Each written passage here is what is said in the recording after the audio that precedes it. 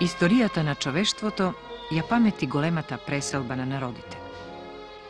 Македонскиот народ пак во својата понова историја памети многу масовни преселби, придружени со невидени маки, страдања и терор, што ретко се среќава кај други народи.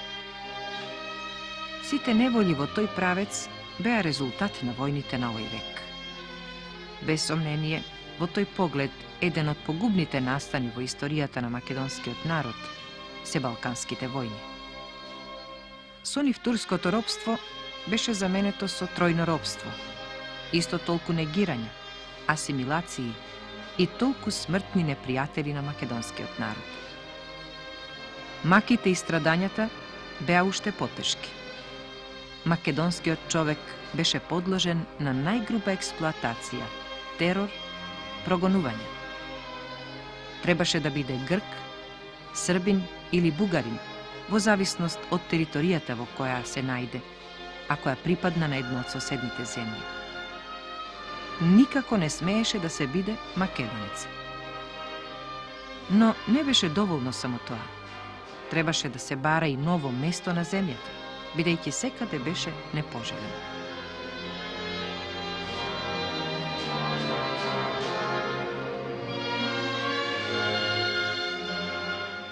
Повеќето од половината од македонската земја по Балканските војни, па и населението, потпаднаа под Грчкото кралство, благодарение на противречењето на Србија и Бугарија околу Македонија.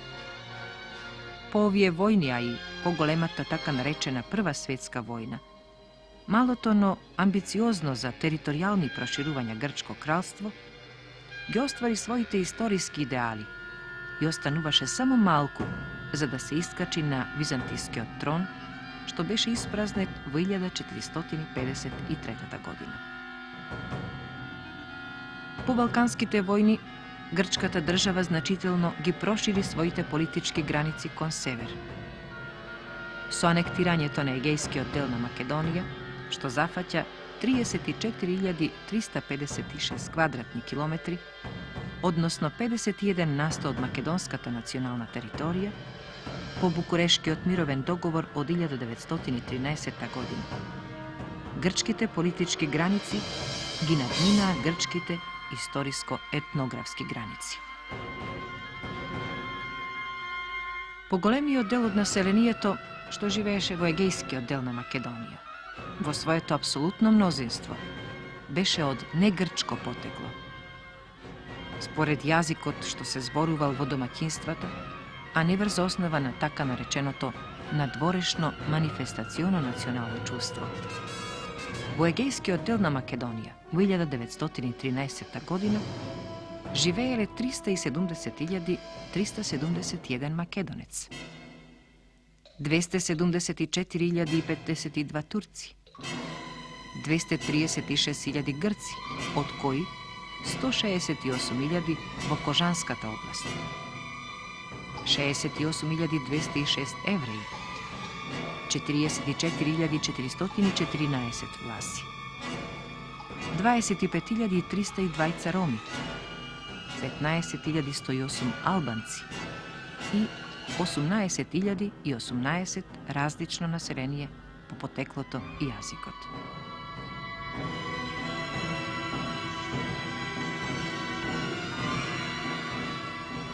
Северно од линијата Грамос, Солун, Орфано во 1913 година живееја само 68.000 грци. Уште во почетокот на своето настапување во Македонија, грчката буржуазија со сите сили и средства ќе настојува ваквата ситуација да ја измени во корист на грчкиот елемент.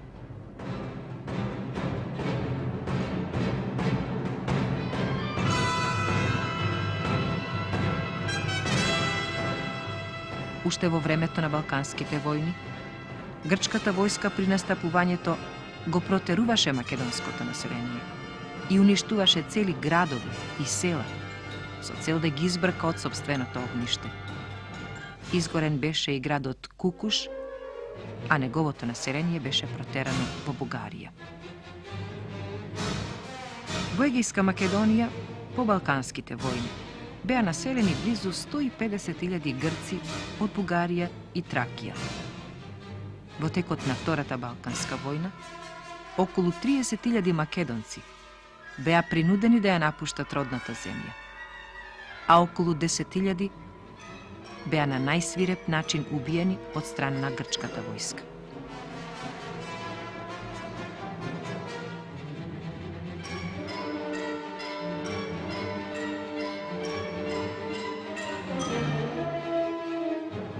Присилното иселување, придружено со терор, продолжи и во времето на Првата светска војна.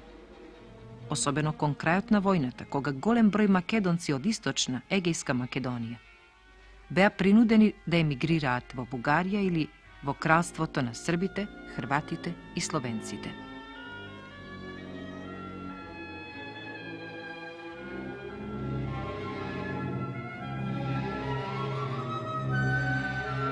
По Букурешкиот и Нејскиот мировен договор, грчката држава престана да биде национално хомогена и да представува држава со една нација.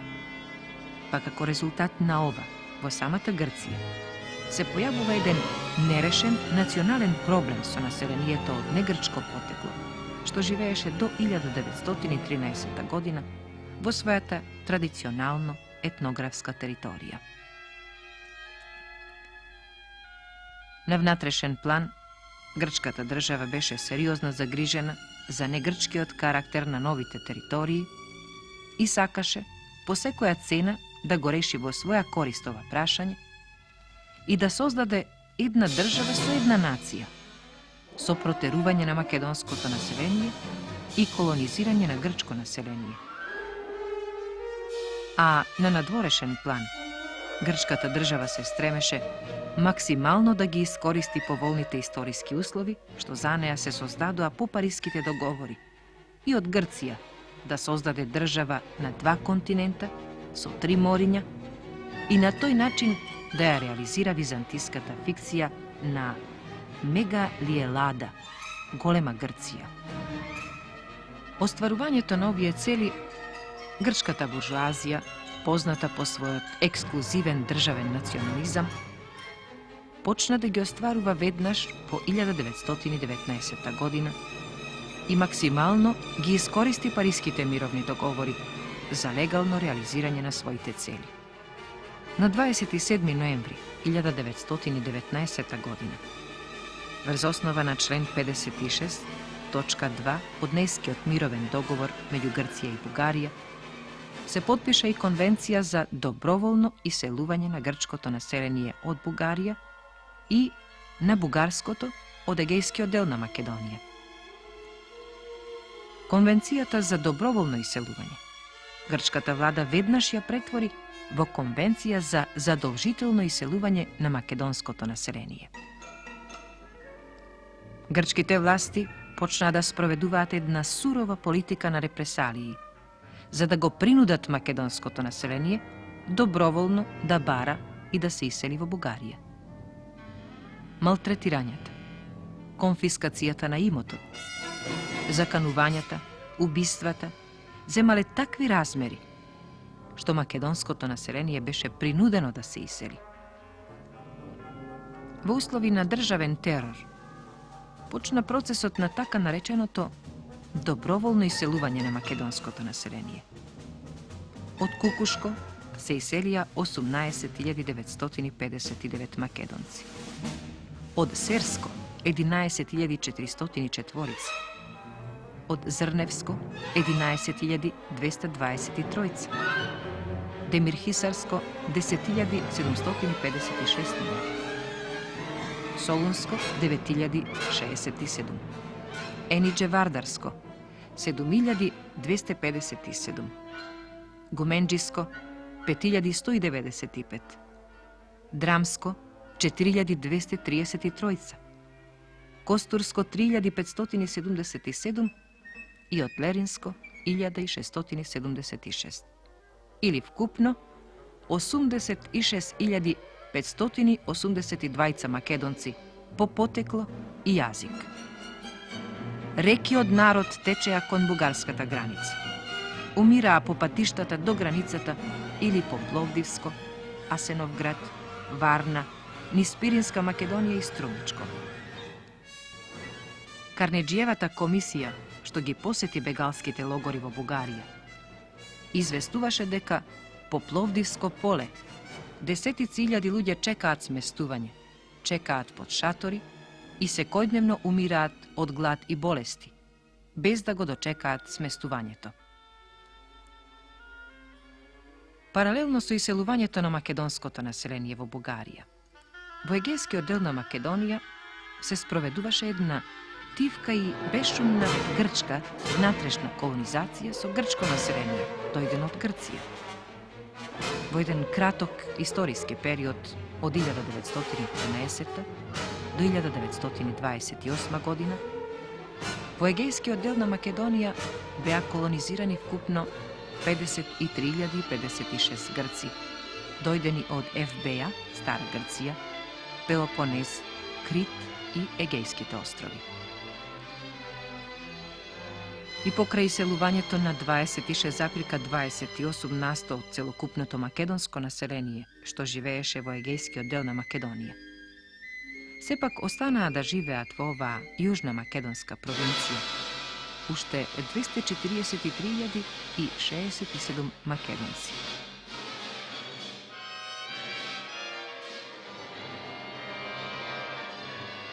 Грчко-турската војна беше последниот историски обид на малото грчко кралство да ја реализира денешната великодржавна политика. По поразот, Грција беше принудена да го прифати примирието што беше склучено во Муданија. Разговорите за мир меѓу двете држави, за решавање на спорните прашања, се водеа во 1923 година во Лозана. Покрај разговорите водени околу прашањата за територијалните проблеми и материјалната оштета, посебно место доби и проблемот на малцинствата што живееја во двете земји. Во Лозана, општо признатиот и прифатен принцип за почитување на правата за малцинствата во рамките на постојниот европски политички статус беше отфрлен како неприфатлив и се прифати принципот за задолжително иселување на малцинското население што живееше во Грција и Турција. Според договорот во Лозана се предвидуваше задолжителна размена на населението од Турција, турци по националност, христијани по вера, грци по националност, христијани по вера, ерменци по националност, христијани по вера и разни кавказски народи и муслиманското население од егејскиот дел на Македонија, турци по националност, муслимани по вера и македонци по националност, муслимани по вера. На тој начин, Грција беше принудена да обедини не територии, туку луѓе, христијани. По силата на Лозанскиот мировен договор од егејскиот дел на Македонија беа принудени да се иселат вкупно 350.000 муслимани, различно по своето потекло, по традициите и обичаите. Покрај турското население, врз основа на муслиманската црковна припадност, биле принудени да се иселат и 40.802 македонци. За нив иселувањето излегуваше како Божја казна.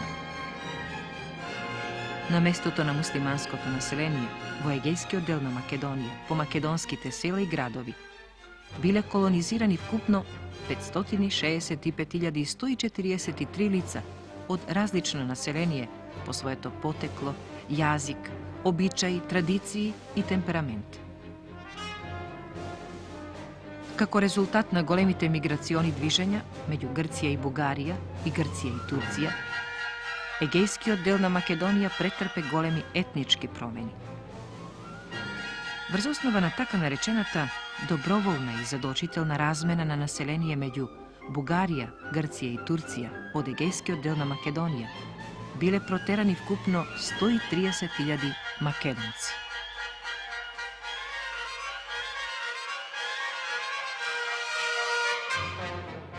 На местото најселените македонци, како резултат на внатрешната и надворешната грчка колонизација во егејскиот дел на Македонија, биле колонизирани вкупно 618.000 грци и негрци. На тој начин се создаде еден мозаик од народни јазици, што постепено во историската перспектива ќе се слеваат врз основа на грчкиот јазик во грчка нација. Со големите миграциони движења, етничките граници на елинизмот се проширија кон запад до Преспанското езеро, кон север до Гевгелија, до Иранското езеро, до денешна Пиринска Македонија и на исток до реката Марица. Една територија од 34.356 квадратни километри со Солунското и Серското поле, што представуваше повеќе од 50% од целокупната македонска национална територија, доби етнички немакедонски лик. Со тоа, егејскиот дел на Македонија го загуби својот традиционален историско-етнички македонски карактер и македонската нација доби еден силен удар во своите најсуштински национални интереси. Територијата на егејска Македонија беше посебна зона во Грција, за која важеа посебни закони. Тие дозволуваа малтретирање, грабежи и убиства. За оние што останаа да живеат во рамките на грчката држава, продолжија маките и страдањата.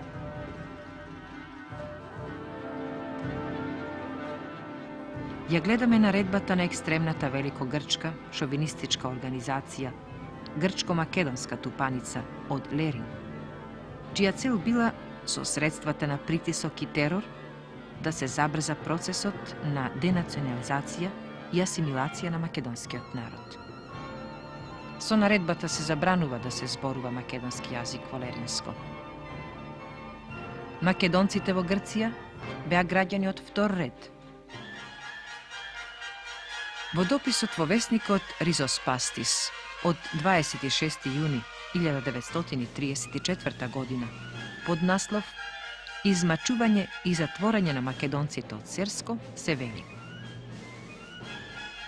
секој ден влечкаат сиромашни македонци, земјоделци, во затворите поради долгови од 60 до 100 драхми. Пред 6 дена покрај оние што се донесоа поради долгови, донесоа од селото фраштани земјоделци и ги обвинија дека ги снабдувале комитаджиите. Други 9 мина земјоделци донесоа од Ксеропотамо со исто обвинување.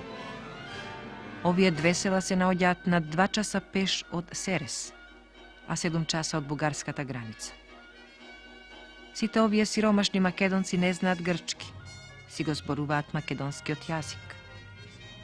Од многу тепање биле принудени да речат дека низ нивните села поминале комитаджии.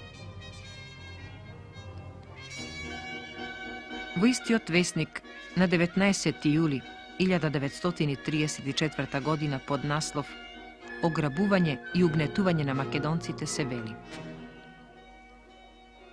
ножот стигна до коска. Грчката влада ни го задава најтешкиот удар. Не фрла во рацете на капетан Марко Папатерпов, еден джандар и коњокрадец, кој ни ја грабна шумата од која живееме 2000 македонски семејства од Долни и Горни Нестрам.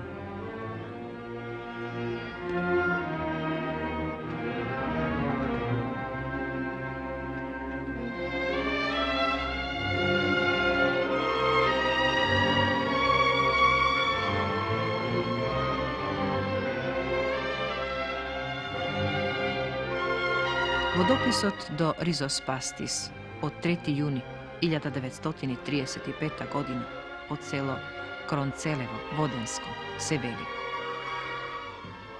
120 македонски семејства живеат во селото. Македонци се, не знаат друг јазик освен македонскиот. Но тешко на оној што ќе го слушнат властите да зборува македонски. Заканата за протерување во Бугарија виси над неговата глава. Сите жители имаат роднини во Бугарија, кои им пишуваат дека и таму истото им го прават бугарските власти.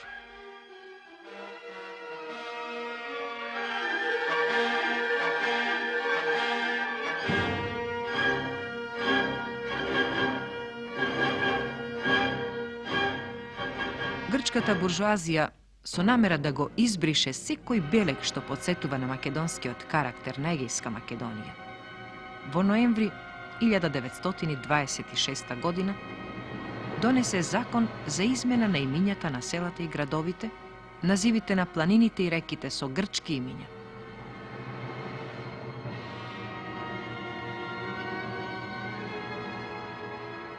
Во 1936 година диктаторот Метаксас, незадоволен од дотогашните мерки против македонците, со закон го забрани македонскиот јазик и во прогонство одеше секој што ќе прозбори македонски збор. Во бришењето на се што е македонско, се одеше дури и на бришење на словенските надписи на надгробните плочи. И покрај големите миграциони движења, грчката буржуазија не беше задоволна од состојбите во Егејска Македонија.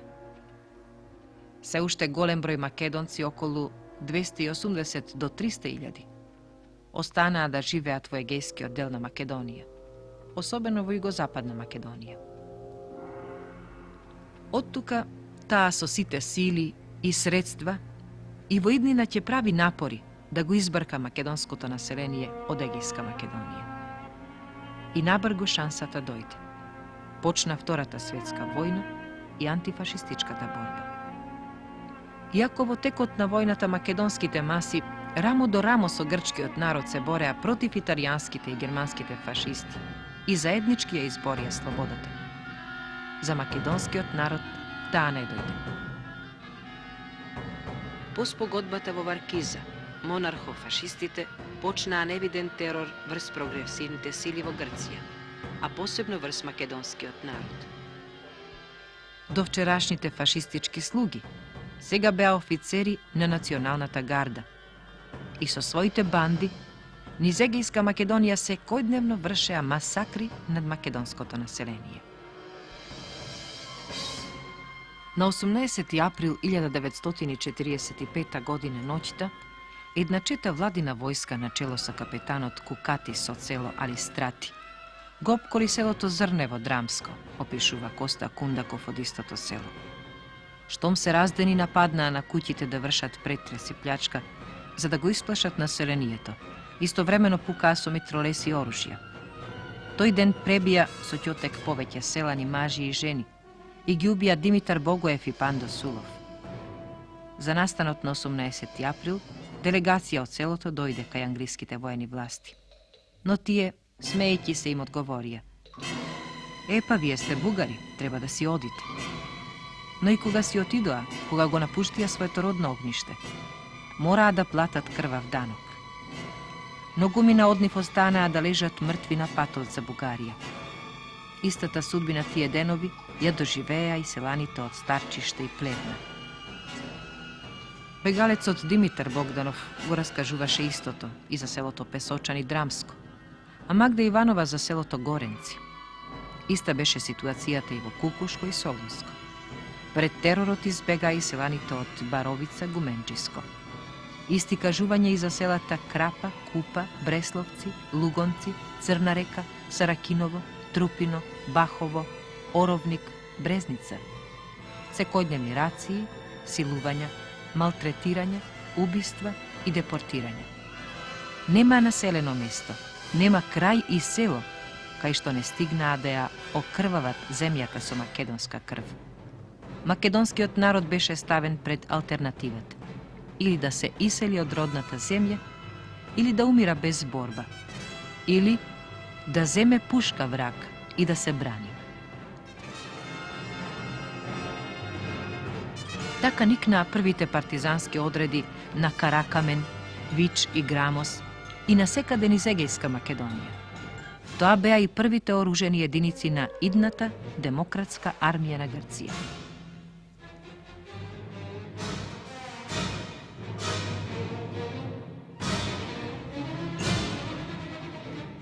Од април 1945 до мај 1947 година, сликата на теророт врз македонците во Костурско, Леринско, Воденско и Енидже Вардарско изгледаше вака. Над 7.000 македонци беа затворени, 15.000 беа интернирани, 270 убиени без пресуди и 14.000 беа евакуирани. Македонецот немаше мир никаде и никаде не беа поштедени неговиот живот, честа и достоинството на човек. Оттука и податокот дека половината од ефективите на граѓанската војна во Грција беа македонци. Над 20.000 македонци со пушка в рака се бореа на страната на Комунистичката партија на Грција, што представуваше близу 10% од вкупното македонско население во Егејска Македонија. Од нив околу 6.000 останаа на бојните полиња низ цела Грција, на кланиците на Мали Мади, Грамос и Вич, илјадници незнајни гробови на познати јунаци. По повлекувањето на демократската армија на Грција, над 60.000 македонци пред монархо-фашистичкиот терор ја напуштија родната земја и заминаа низ источноевропските земји. Секој човек посебна трагедија, посебна приказна, посебно патешествие. Илјадници разделени семејства заминаа во Советскиот сојуз, Чехословачка, Полска, Романија, Бугарија и Југославија. Многумина не се најдоа повторно и многумина ги оставија своите коски илјадници километри далеко од својот дом. И покрај овие миграциони движења во егејскиот дел на Македонија останаа да живеат уште близу 250.000 македонци. Затоа и повоените грчки влади со сите средства се стремеа да го иселат македонското население од Егејска Македонија. Веднаш по граѓанската војна, туристичките агенции им го нудеа на македонците рајот во прекуокеанските земји. Илјадници заминаа присилно или доброволно во Канада, Соединетите Американски држави и Австралија.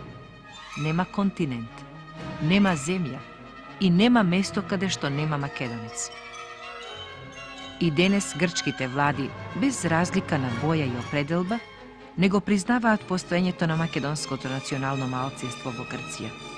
Ја забрануваат употребата на македонскиот јазик и работат на иселување на македонското население од родната Гртка.